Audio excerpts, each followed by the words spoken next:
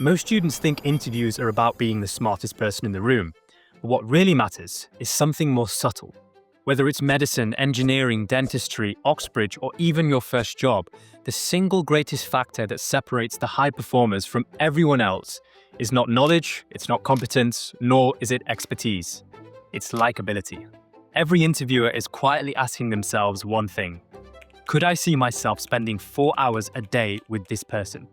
If the answer's no, no matter how qualified you are, you're toast. In this video, I'm going to walk you through my 5 laws of likability, principles you can take into battle to help you perform at your absolute best. And make sure you stick around for number 3 because it might literally decide your future. By the way, I'm Covey, I'm a first-class Cambridge graduate and I've helped thousands of students win places at top universities. Alright, let's go through the 5 laws of likability. These are literally all you need to go into an interview feeling mentally prepared. Number 1, the law of humble confidence. Speak with respect, not ego. One of the biggest mental barriers that students often wrestle with is how do I sound confident without sounding arrogant? I had to learn this the hard way. Story time. When I was back in school, my first ever interview was for a senior prefect position. At the time, I thought it went really well. I was confident, I was persuasive, and I was articulate. The feedback I got? I was too arrogant. And honestly, they were right. I thought just because I was smart and hardworking that somehow I deserved the place. And here's what I realized. Nobody likes a know-it-all. In any interview, the trait you should optimize for is not confidence, it's humility. One of the most famous principles in Robert Greene's 48 Laws of Power is to never outshine the master. Always remember the power dynamic that exists in the room. It flows from the interviewer to you. And so the goal is not to impress them, it's to make them feel comfortable. My favorite way to show humble confidence is through a concept I call humility caveats. These are little sentences you place in front of an achievement to soften the delivery. For example, let's say you're really good at maths and you got the highest mark in the maths Olympiad in your school. You could say, I'm the smartest person in my school at maths and I got the highest mark in the maths Olympiad. Or you could caveat it with a bit of humility and say something like this. Look, I know in the grand scheme of my life this is a relatively small achievement and I've certainly got more to prove and more to grow. However, it's something I'm quite proud of and I managed to get the highest mark in the maths Olympiad at my school. Now, do you notice how that second response was a bit quieter, softer, and a bit more grounded? Because the truth is, the moment an interviewer senses that you're showing off, the minute you trigger even the slightest flicker of insecurity, they'll quietly shut the door on you. However, if you come across as a humble student, someone who's curious, open-minded, and eager to learn, that's magnetic. And that's ultimately what makes the interviewers root for you. Okay, next up. The law of strategic curiosity. Make the interviewer feel like a genius. Here's something most students forget. People love talking about themselves. And if you ask the right kinds of questions, they will do it for hours. And so if you ask genuinely curious questions, you can make your interviewer feel like the smartest person in the room. Why does that matter? People remember you not for your 12A stars, not for your academic record or your Gold Duke of Edinburgh award. They remember you for how you made them feel. Your interviewers are going to meet hundreds of students, and to be honest, they'll probably all blur into one. Now, the interviewers might remember you for being particularly interesting, but what's more likely is they will remember you if you make them feel interesting. Now, some of you here might already understand this, but at some point in your life, you're going to meet someone who is truly and utterly curious about you. They want to understand everything to do with you, your life, your ideas, your culture, your values, your history. Not to impress you, but to truly understand you.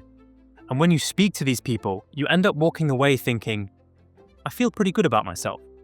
And you end up liking them because of it. Whether you want to admit it or not, every human being is validation seeking. And that is the effect you want to have in an interview. Before you walk in, do your homework. Research your interviewer, their intellectual interests, their research, their background. And when you get the chance to ask a question, make sure it's all about them. Now, I'm not asking anyone to flatter or brown nose, or for a better use of a word, to be a sycophant. Instead, what I'm asking is to be deeply curious about the interviewer, because curiosity is truly the highest form of charm. Okay, this one is the most important of them all, so pay attention carefully. The law of timing. Never, ever go first. Going first might show you're keen, but it leads to a very insidious problem that most people don't realize.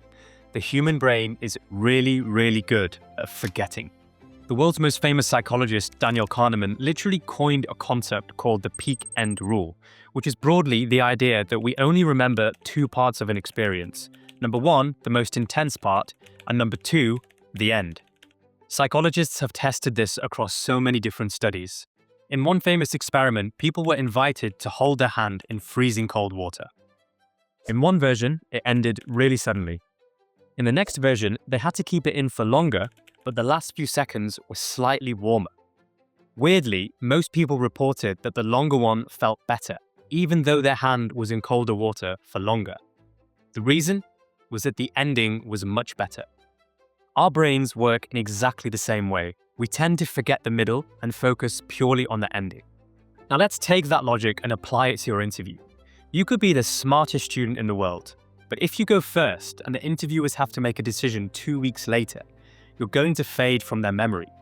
However, if you go last and right at the point that the interviewers have to make a decision, you're going to be lingering in their minds.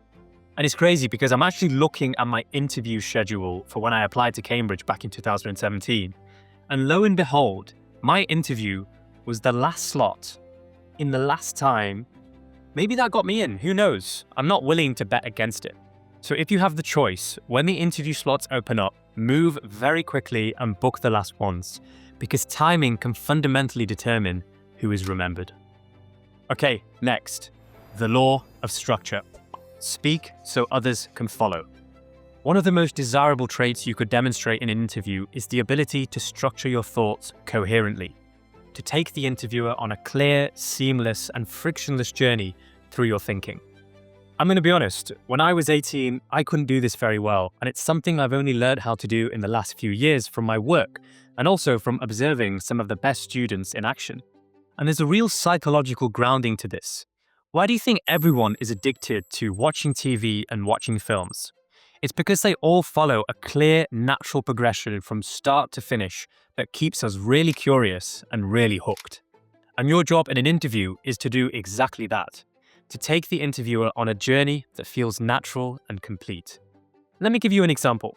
If I was in a medicine interview and I was asked the question, why do you want to study medicine? I would say the following. There are two reasons why I want to study medicine. The first reason is due to problem solving.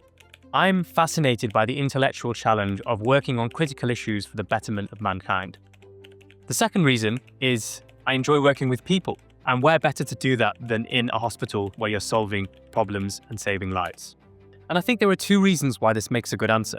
The first is that from the get-go, it's immediately very structured.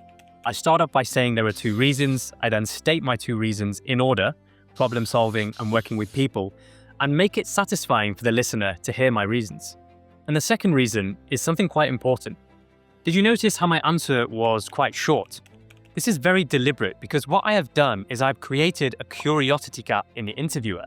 They're going to want to know, okay, tell me more about why you're drawn to problem solving. Tell me more about why you enjoy working with people and give me some examples. So you're actually allowing the interviewer to steer the interview in your direction, which often works in your favor. So just remember, structure your responses and make the interviewer feel curious, because if you can craft a good story, then they're likely to leave feeling satisfied. Okay, this one is extremely overlooked because we live in a world of hustle culture. The law of preparation. Do not over-sharpen the blade. Now, it sounds crazy, but there is such a thing as over-preparing for an interview. There's an old Taoist saying, sharpen a blade too much and it becomes blunt. And this is exactly what happens when you over-rehearse answers and prepare to death. And there are two reasons why I think this kills your performance. Number one, every performance psychologist will tell you the same thing. No professional footballer is training like a beast the night before a Premier League game because overexertion ruins execution. Instead, you need to rest, relax, and trust the work that you've already done. Number two, when you script every word and when you over-rehearse it, you stop sounding like a human being and start to sound like a robot. Believe me, I learned this the hard way. When I was in university, I was applying for internships and I applied to the world's largest asset manager. I thought the interview went swimmingly, delivered a flawless performance, said exactly what I was going to say. I was rejected because I was told I sounded over-rehearsed.